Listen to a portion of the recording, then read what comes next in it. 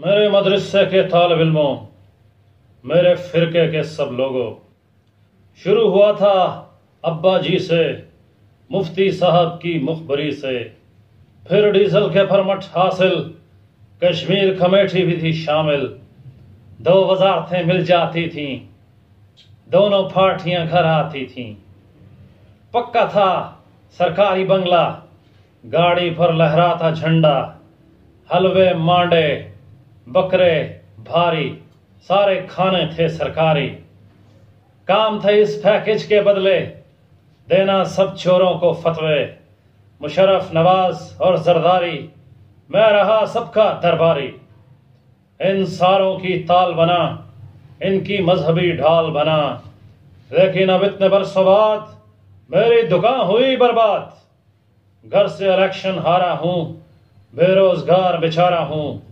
Minister enclave کی تھی عادت، اپنے گھر اب جاؤں کیسے، جھنڈے والی تھی پراڈو،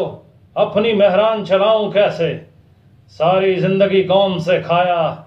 اپنی جیب سے کھاؤں کیسے، سرکاری نوٹوں پہ پلتا، اپنا مال کماؤں کیسے جی۔ سو میں نے سوچا ہے اب یہ میرا فیصلہ ہے، بندروں والی جگتیں کر کے لوگوں کو ورغلاؤں گا، ہر جمعے کے خطبے میں